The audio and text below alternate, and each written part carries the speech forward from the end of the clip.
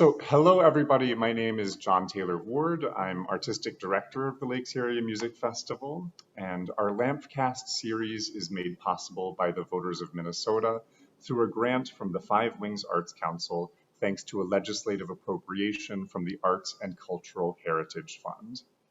Today's LAMFcast is titled Planting New Roots, and it's related to the themes of our Seasons Recomposed opening gala on Friday, July 30th.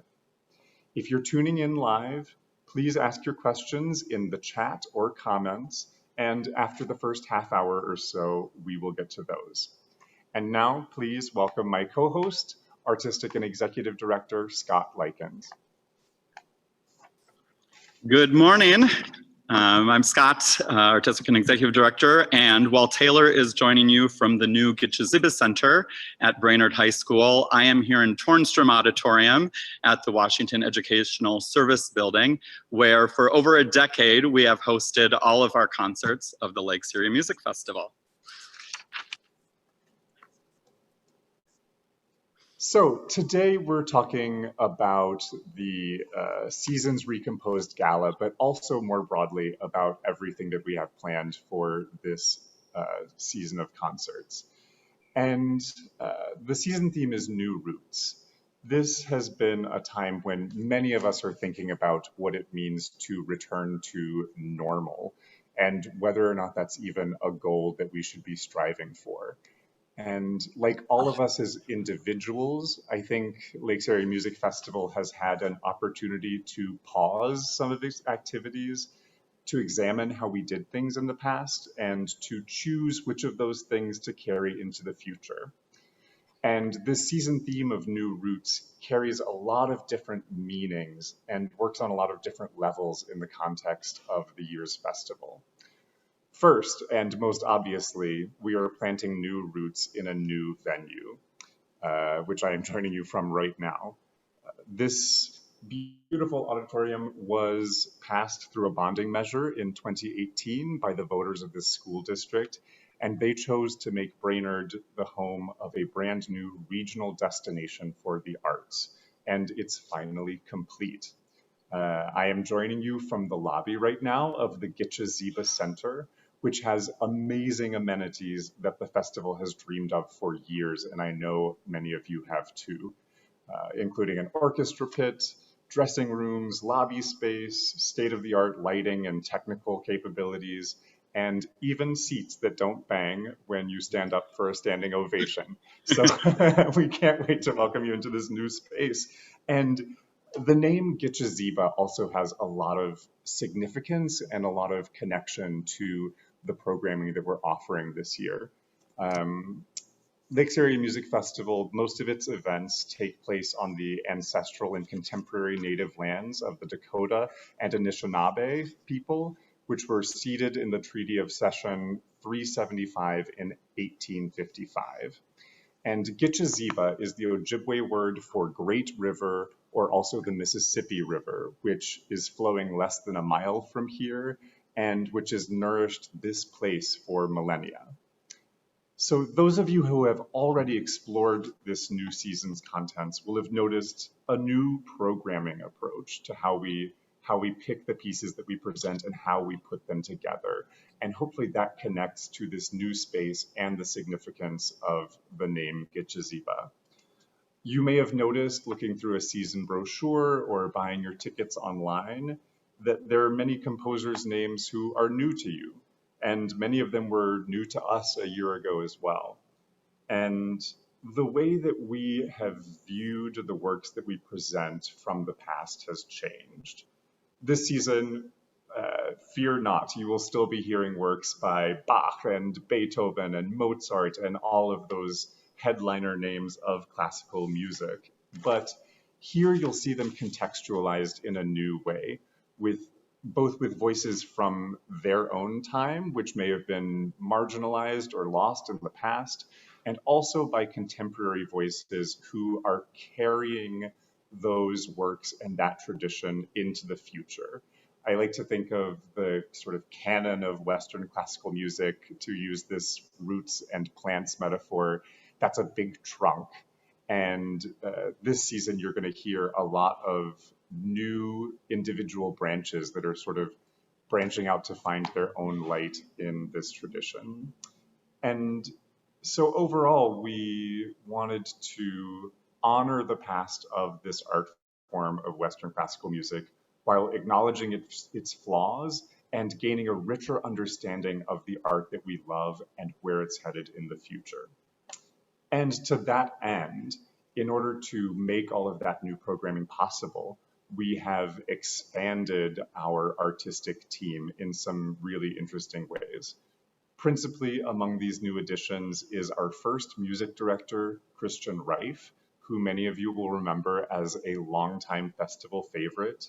And his new appointment as music director means that he will not only be able to work alongside Scott and myself in choosing pieces and artists that we will present, but he will also be guiding the long-term voice of the festival and, of course, conducting concerts every year, which is something that we all love.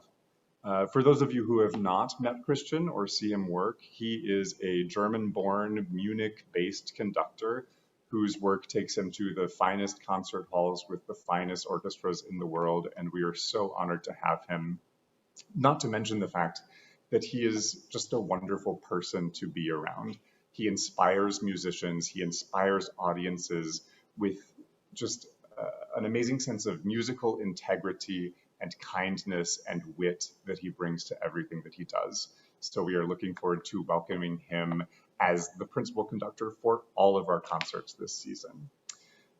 Also, in addition to Christian, we have appointed 3 artistic advisors who will also assist in that artistic planning and guiding the voice of the festival. Paul Hopper of the Metropolitan Opera. Paul was an LAMF artist in our first seasons as a tenor. He is now one of the artistic administrators at the Metropolitan Opera, where he casts over 30 productions a year. And we are so grateful to have his voice, especially when it comes to vocal soloists and opera. Chloe Fedor, the Baroque violinist and concertmaster, is another addition to the artistic advisors and another longtime festival favorite. Her special knowledge of the Baroque period is something that we have really benefited from in a concert or 2 every season, but we're looking forward to expanding those offerings and really getting into the world of Baroque music. And finally, Garrett McQueen, who is an advocate, a performer, and just sort of a public thinker about classical music. His work examines the intersections of race and identity in classical music culture, and he is going to be helping particularly in events like this. And as many of you may have noticed, this entire LAMFcast series, you're going to be seeing presentations by each of those artistic advisors and our music director, Christian Reif, and Garrett is really going to take the helm. And throughout this pandemic, we have done our best as an organization to set a nationwide example of how to continue to produce classical music concerts and events.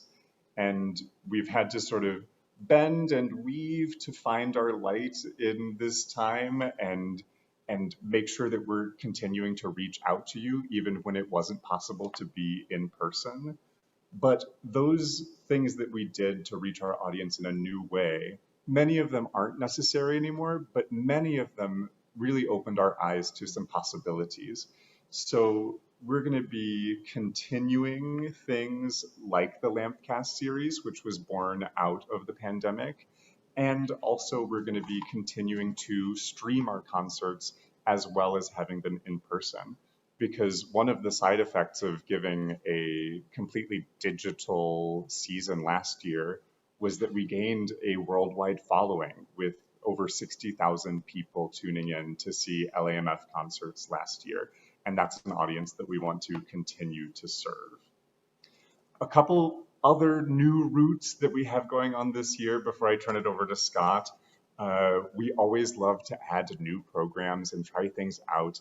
And one of those that I am most excited about this year is our vocal fellowship, where we are presenting budding talents from across the country in opera to work alongside our professionals, to have a showcase concert. And so we're really looking forward to that mentorship because, after all, this festival was founded by students who wanted to strike out on their own and try something new.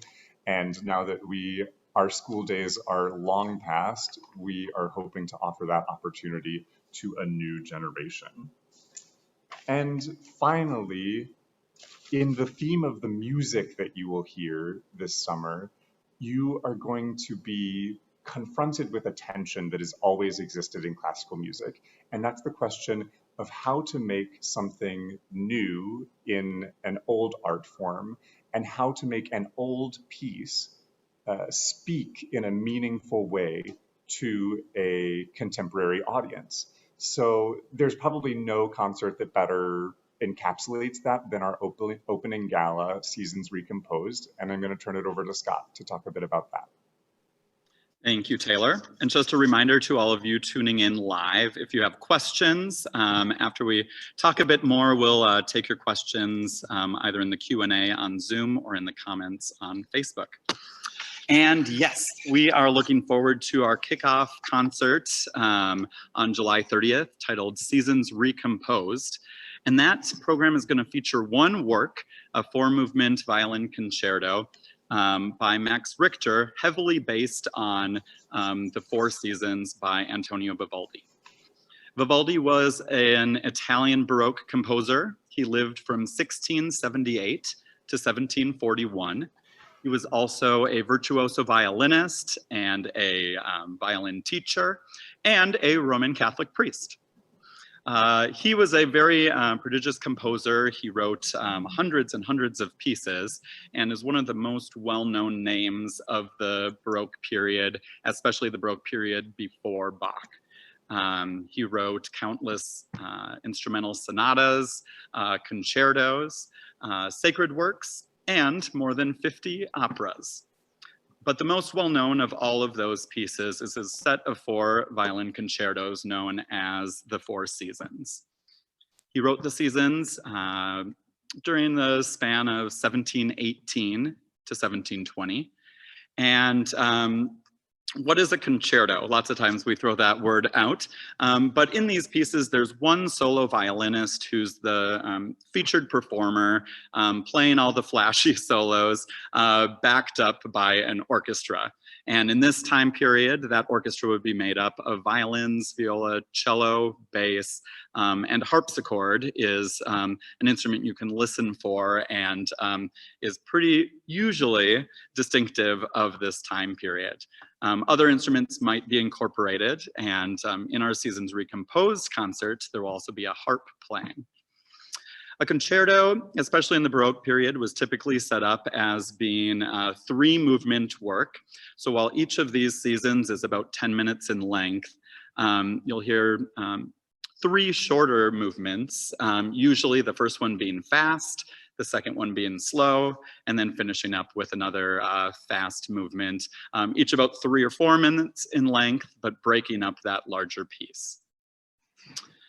In Vivaldi Seasons, not surprisingly, each of these works corresponds with one of the seasons: spring, summer, autumn, and winter. And they're really one of the first examples of program music, and probably one of the earliest, most famous examples of that. And in the score of this piece, Vivaldi actually wrote in sonnets, with each line corresponding with the different movements and sections of the piece. It's not known 100% sure if he wrote these sonnets or stole them from someone else, but either way, they bring up these images that you can hear in the music.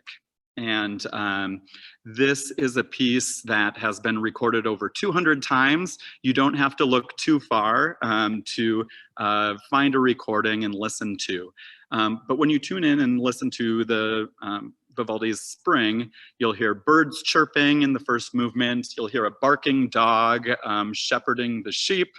When you listen to Summer, you'll hear turbulent storms.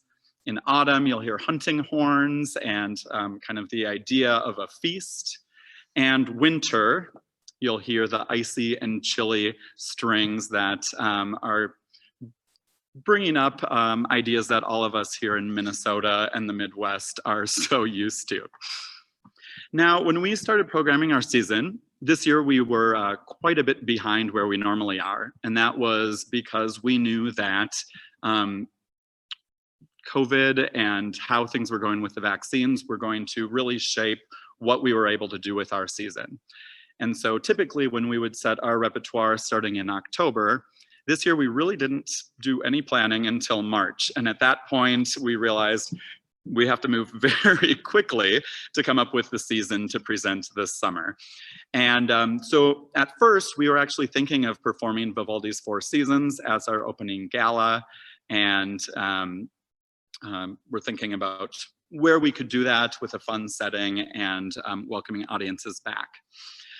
But when we started thinking more, this will be our first concert in about a year and a half. It'll be our first time seeing most of you in person and to having so many of our musicians back here in the Brainerd Lakes area.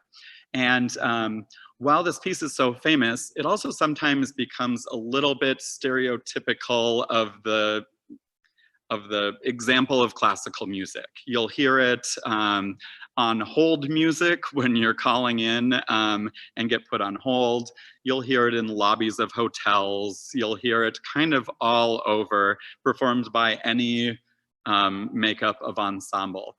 And so thinking about that a little bit more, we had to step back and think, is this really the piece that we want to welcome our organization, our audience, and our musicians back with? And that's a similar experience that the composer Max Richter had with his experience of this piece. And in thinking of his interpretation, The Seasons Recomposed, he wrote, "As a child, I fell in love with it. It's beautiful, charming music with a great melody and wonderful colors.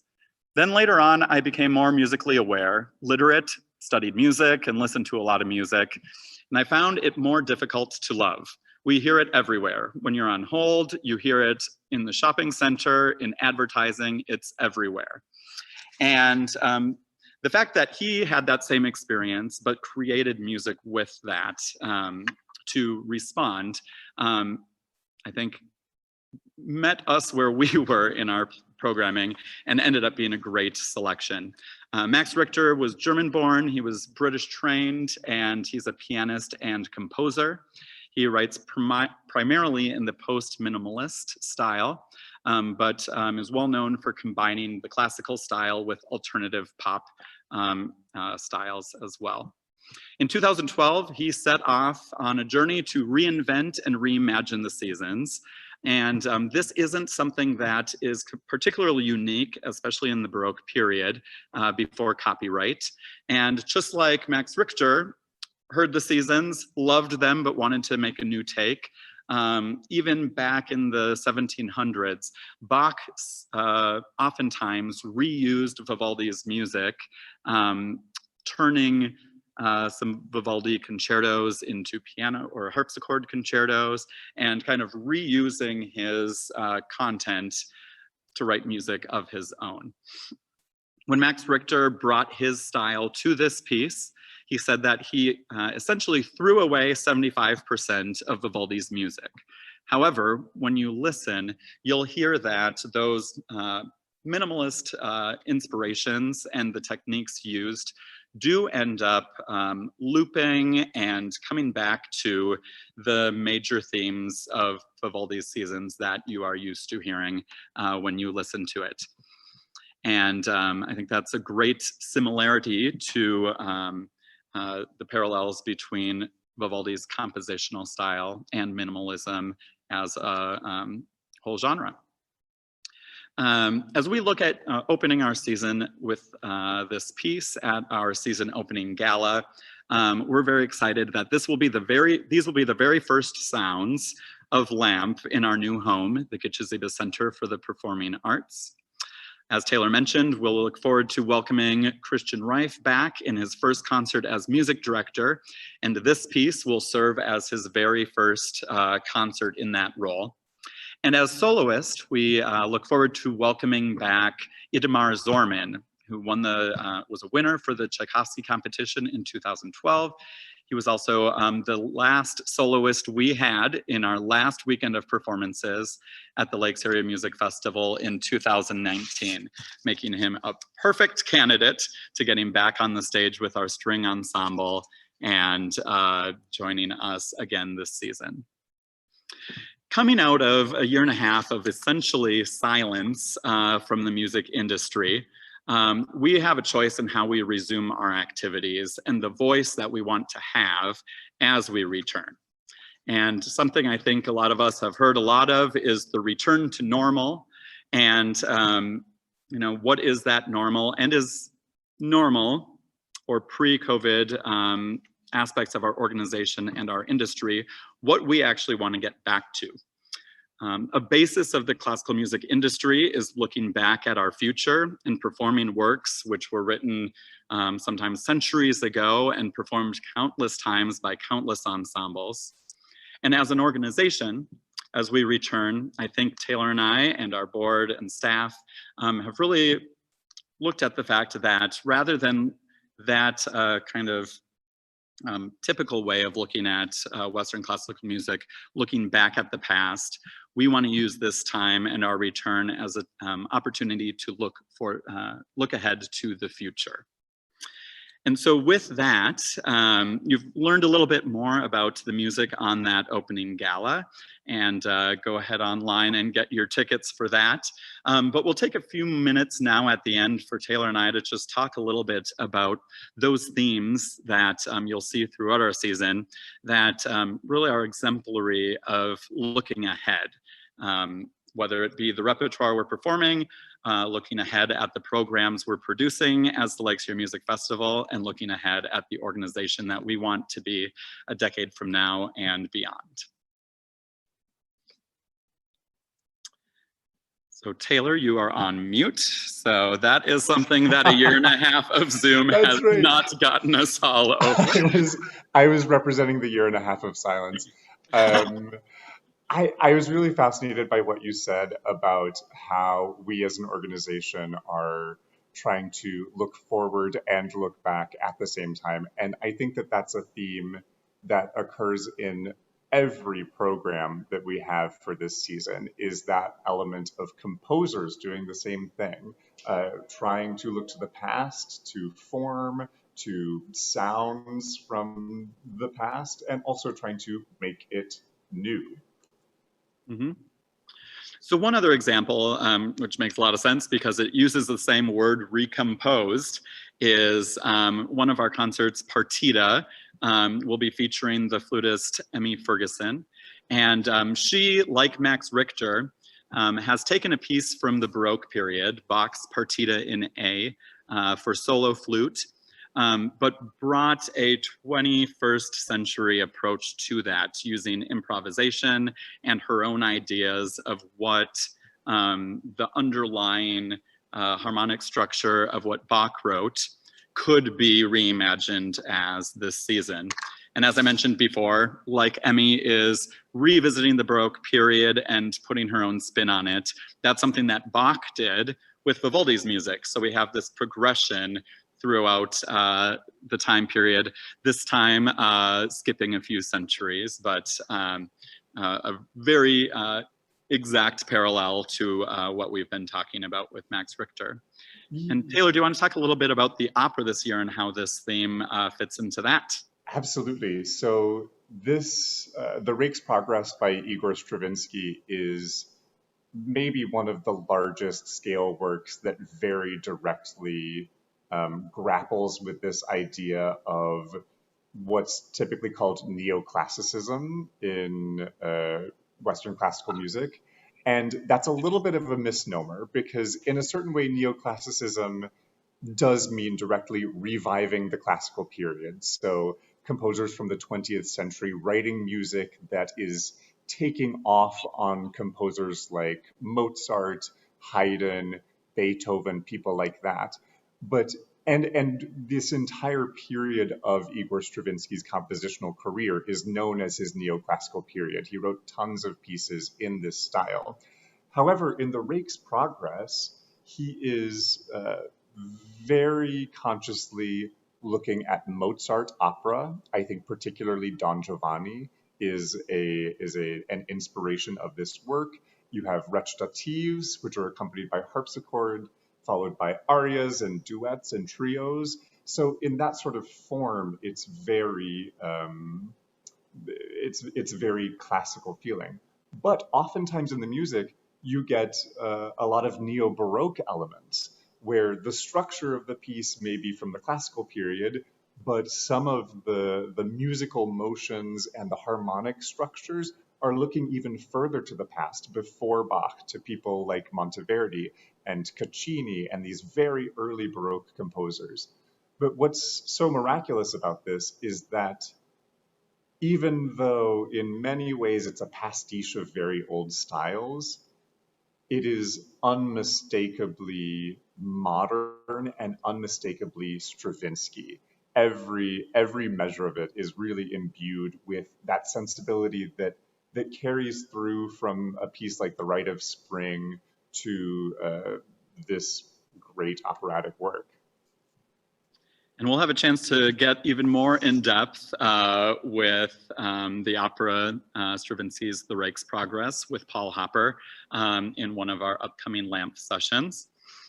Our concert, our chamber orchestra concert, Watermark, is another great program which exemplifies these ideas. And in that, we're performing two symphonies, Mozart's Symphony Number 35, the Hofner Symphony, and then Prokofiev's Symphony Number 1, the Classical Symphony. And I think these two works together are going to be perfect, because as Sergei Prokofiev set off to write his very first symphony, he did so very much looking at the symphonies of Mozart and Haydn of the classical period in what he wrote. But like Taylor said about the Stravinsky, it's very much in a 20th century and with Prokofiev's musical voice applied to it. And just putting those next to each other, I think, is going to be a great opportunity for our audience to listen to that influence and draw those parallels, not only in the instrumentation and the size and makeup of the orchestra you see, but also in the sounds and the forms of that piece. And also on that program, we'll be featuring Caroline Shaw's piano concerto titled Watermark. And in that, she is very directly referencing and pulling content from Beethoven's Third Piano Concerto. So that's another way of integrating the exact notes that Beethoven wrote decades, hundreds of years ago, into this piece that she wrote just a few years ago. And another great way of how composers today can use the past, but also use their own voice to show those. And on our final concert this year, we are very proud to be offering a world premiere. And Taylor, do you want to talk a little bit about that? Sure. This piece by Jimmy Lopez is called Pago a la Tierra, and that means tribute to the earth. And we took the concert title for that finale program from this piece. And in this work, we've talked a lot about composers borrowing musical material from the past. Instead, in this piece, Jimmy Lopez is trying to honor an ancient Andean ritual through this piece. So this ritual from the Peruvian Andes, which dates back for thousands of years and is still practiced today, he sort of uses that as a taking off point to take you on a musical journey through Peru and through different parts of its culture and its beautiful landscapes. And that's just another way of sort of recomposing something even older than Bach and all of those people into something that's very new. And it also connects into something that is very much present in this season of new roots, which is natural imagery. Composers have always been fascinated by the sounds of nature. And even now I'm thinking of the piece that will be the final piece of that concert, Sibelius' Second Symphony, which is inspired by a trip that he took to the Italian Dolomites or Alps. Is that correct, Scott? The first one, yes. Yes, the Dolomites. And he's a composer who is incredibly famous for taking inspiration from the landscape of his native Finland. But this is interesting to hear him inspired with a little bit more Italian flair. So I will wrap up this presentation section by saying a few days ago, Taylor and I were out for a walk. And as we were walking through the woods near Lake Margaret here in the Brainerd Lakes area, we went from hearing the call of several owls out hunting to a swarm of gnats all humming at the same pitch.